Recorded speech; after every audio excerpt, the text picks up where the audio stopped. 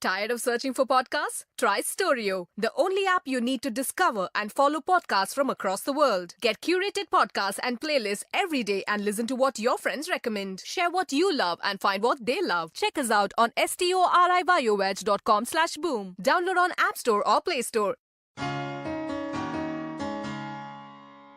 Storio.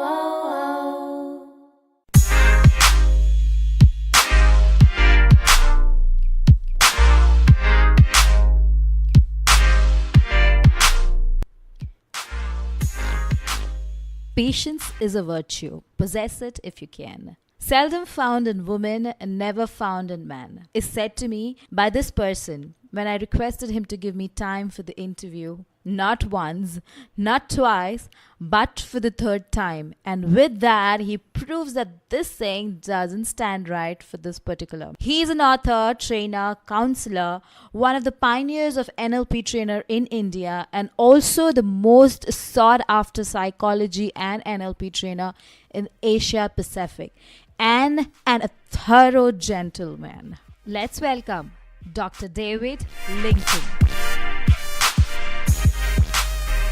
Thank you so very much for accepting the request and being my first ever guest on my show Tutelage, where every week we come up with stories, talks and interviews with known and not very known but very successful people in their industry.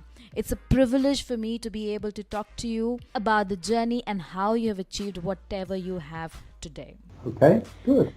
So I was going through your LinkedIn profile and found that you graduated in BSc Psychology and started as a school teacher in 1970. What was your journey like from being a school teacher to be most sought after psychology and NLP trainer in India today?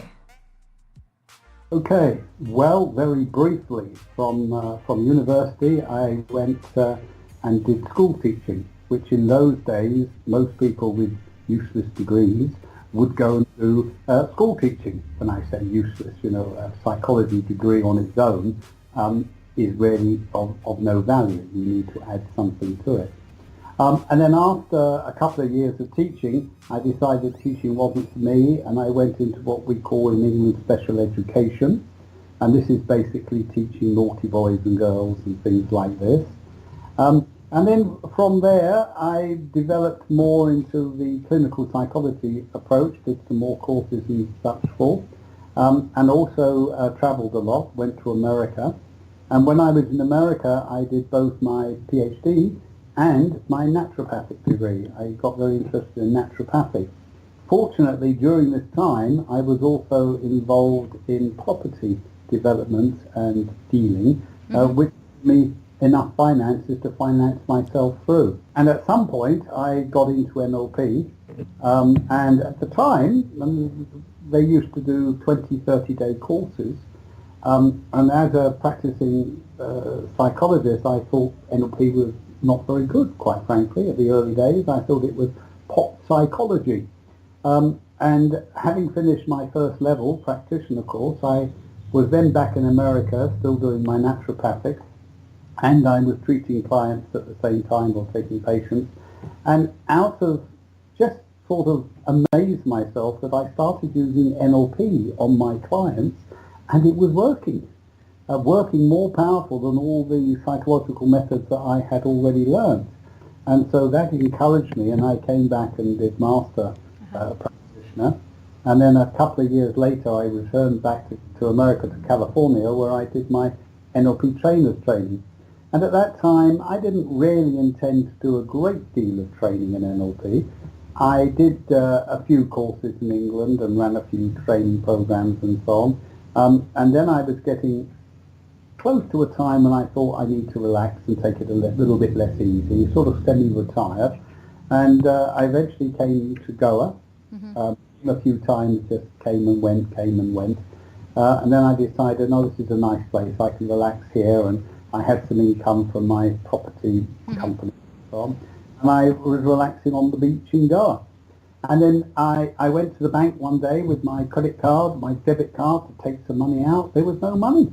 Why I was relaxing on the beach in Goa. The property company had collapsed in the UK. This was during one of the many property crises we had in the UK. And simultaneously, I had a call from somebody in Goa that wanted somebody to run a NLP program for them. They had been in touch with London organisation, ANLP, and they said I was there. And so I ran the program in Mumbai. That was 18 years ago. Okay. And I never looked back from there. And I just thought, well, I've got to make a living now because my property company had collapsed. And I just carried on running NLP programs, mainly in India in the early days, although I did do some in England as well. And now within the last 10 years, I've been permanently here in India, running programs every month, 2 or 3 programs every month. We formed the Association of Neuro-Linguistic Programming in India, and that's now one of the biggest NLP organisations in the world by numbers. Yes, it is, yes.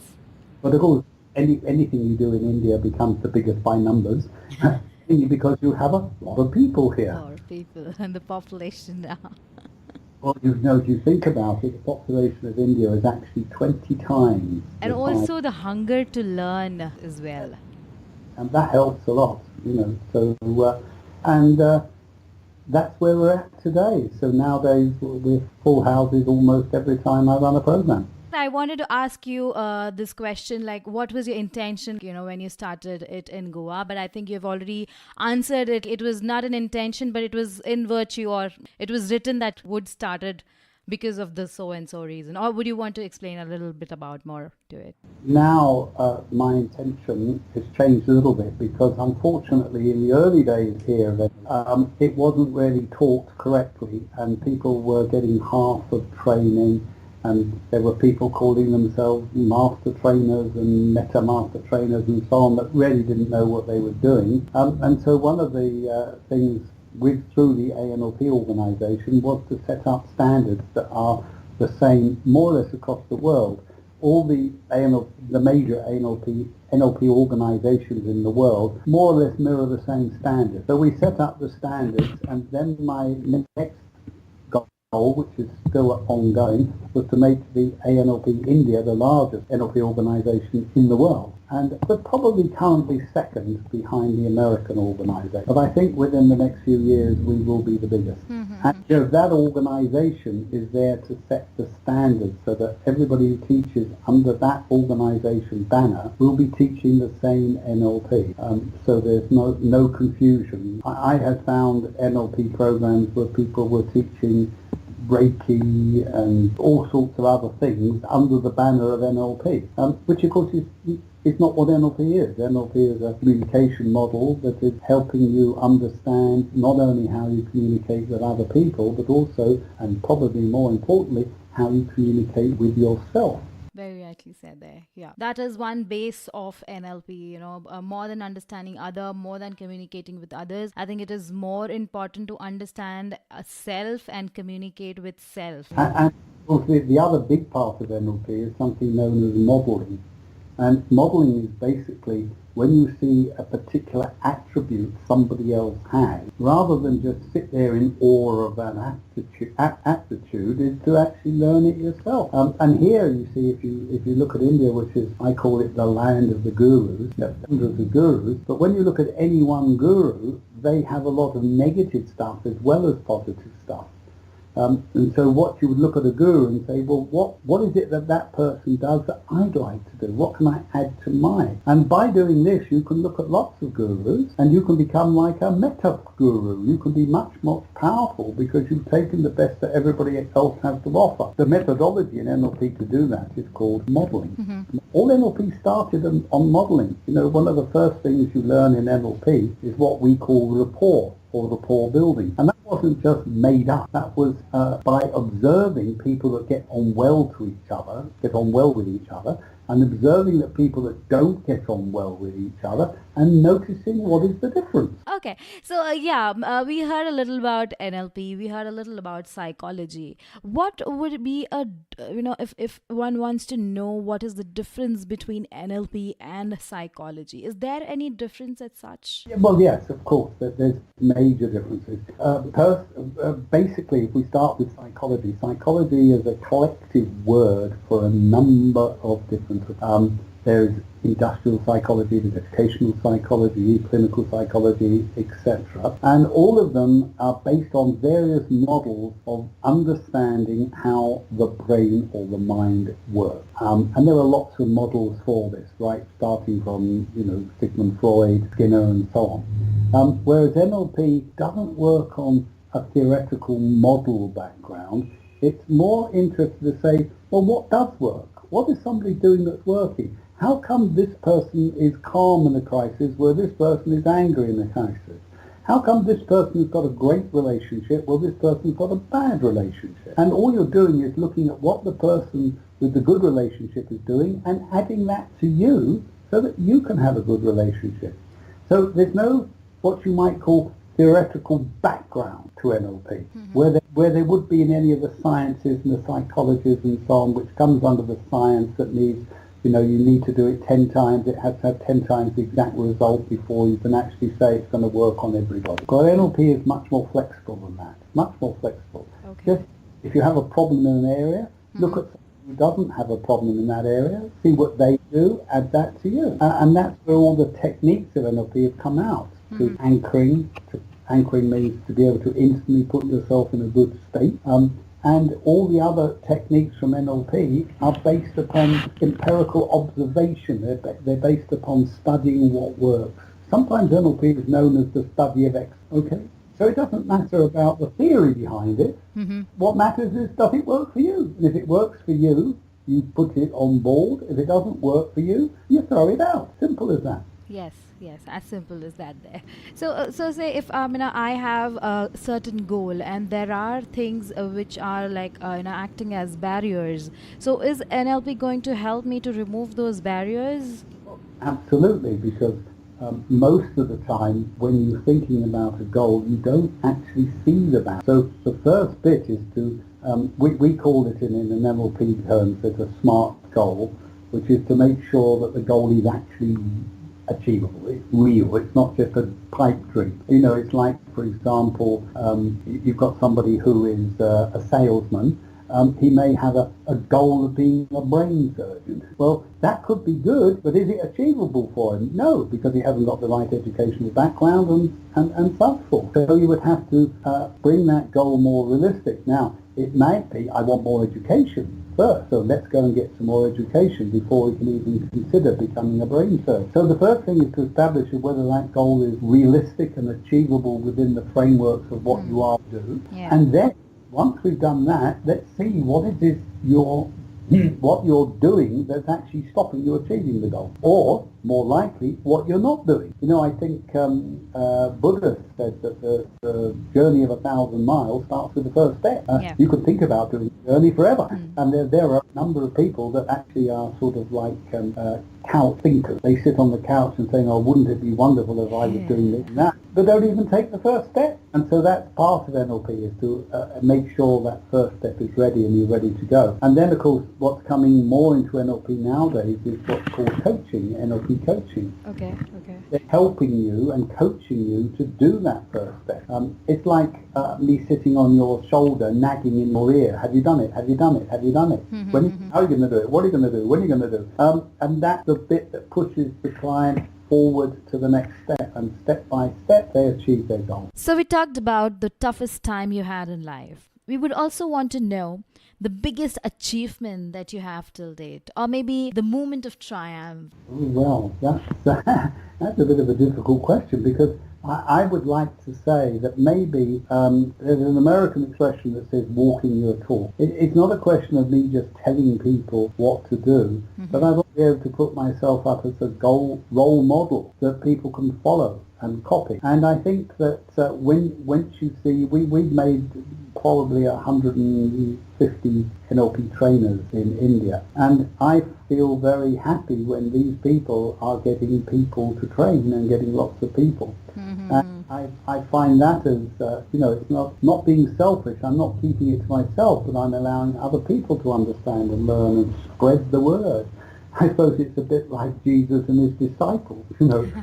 Once Jesus had some disciples, he probably felt very happy. Yeah. And once you have followers and people that are succeeding because of what you've taught them, that I think is a very pleasant position to be in. I can say, this trainer is very good, and I feel proud that I started this trainer on his journey. In Japanese philosophy, they have this idea that in martial arts, for example, that the teacher is always going to be one step in front of the pupil, but the teacher's ultimate goal is when that pupil can start teaching him. we learn as much from everybody. I can learn from a newborn baby. I can learn from a beggar on the street, and I can learn from the wisest man in the cave. There's something to be learned from everybody. And I think one of the, you talk about greatest moments, I suppose, is when you yourself realize you've learned something and then you've used it and it's worked for you, then you think it's all worthwhile. Yeah, yes. I can so much relate to you, because I know, I train people into process, into behavioral training and life skills. And I know for me, my greatest satisfaction is when they come back and, with a smile, they say that it helped me, or they come out with the questions or their reviews and all that. So I can, and there's so much that I learn from them every day. So I can relate to that, and that would be one of the, achievements that if anyone asks me what is your achievement, that would be probably my answer there. So yeah, I totally agree there. One of the consistent feedbacks we get from our programs, not necessarily immediately after the program, but later, is these simple words: it changed my life, it changed my life. And that's very good when you see people not only changing their life, but changing it for the better for them, and realizing that nothing is impossible. It's just a question of putting it into the right perspective, lining things up, getting the goal right, working towards it. Yeah, I cannot agree more with you. Yes. How do you keep yourself focused is one of the questions that I had in my mind. I keep myself focused on doing what I enjoy doing. Now, one of the secrets of life is doing what you enjoy doing and getting paid for it. You're in perfect bliss. So I just focus on what I enjoy doing. And I managed to get paid for it. So life is wonderful. I think in a more realistic thing, if you focus on your outcome all the time, if you know what you want, if you know why you're doing things in life, then life becomes more enjoyable. But if you're just doing something because you need to get the money or because you need a position and so on, you're doing it but you don't enjoy it, then you get stressed and such forth. So I say to everybody, the first thing you need to look at is what could you do every day and enjoy doing, and then find a way to be paid to do it. And that's exactly what I'm doing now. I enjoy doing it. I'll never retire because what follows retirement is waiting for death. Yeah. So I'll just keep going. Okay, I may slow down a bit and may not do so many because the body will wear out, but as long as the brain is active and I enjoy it, I will continue to do it because you enjoy what you do. If you were going to think about having a meal tonight, focused on having that meal, I'm sure you would focus on something that you would enjoy to eat. You wouldn't focus on something that you don't like the taste of. Yes. We are thrown the stuff we don't like the taste of because we're stuck. But if we're not stuck, we can decide what it is we want to eat, and we can focus on what we want. All right. So you have written around 6 books, isn't it, on NLP? Yeah. If you would have to pick one book out of all the 6, which one would you want to pick and talk about, or which is your favorite out of all 6? Well, most of the books, and of course lots of manuals as well, most of the books I've written are very specific in relation to NLP. So you would be learning NLP and then you would read these books. One of them is a book that's between practitioner and master practitioner. Some of them are specialised. One's on hypnosis, one's on a particular part of NLP and so on. But generally speaking, if I was to advise anybody to read any book, there are two things that you need to think. One, you need to enjoy doing it. And two, it needs to be something that's going to enhance your life. So that could be anything, any book at all. Because, most people get out of the habit of learning. They stop reading. If you ask people how many books you read a year, you're lucky if you get one or two. If you ask a successful person, a top person, you'll find they'll be reading one or two books a week.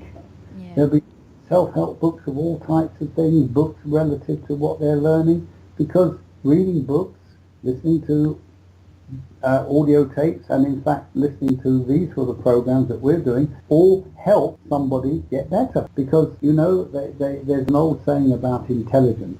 Intelligence, in a simple basic understanding of intelligence, is the ability to apply knowledge. So you can be very intelligent and know nothing and get nowhere, right? You could be not so intelligent but have a lot of knowledge, apply it correctly and get somewhere. Yeah. So you need to know new things. You need to keep up. I mean, we're talking today over some very modern ideas of technology with laptops and computers and this sort of thing that 10 years ago wouldn't be possible. And if you don't keep up with the times, if you don't learn and read and listen, you won't get anywhere. So on that strength, any book is going to help you. Any book at all. Okay, so we're almost at the end of talk, and before we leave, if you have to give that one liner to the listeners to stay motivated, to stay inspired, to achieve their goals and stay focused, what is that you want to say to them? Well, there's lots of one-liners. I suppose one that I've known quite well has been stolen by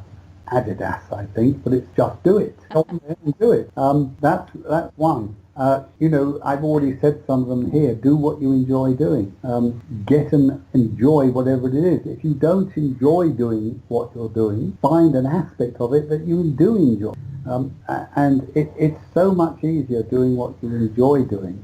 I suppose it's work for the pleasure. Don't work for necessity. Work for the pleasure. Don't work for necessity. Because as soon as you work for necessity, that's when the worry comes in, when the ulcers start coming and everything else. And when you're working for pleasure... Yeah, very rightly said. One, you want to do something, just do it. And work with pleasure and not for the necessity. Or I would rather put it as work with pleasure and not pressure. With that, we take adieu for today.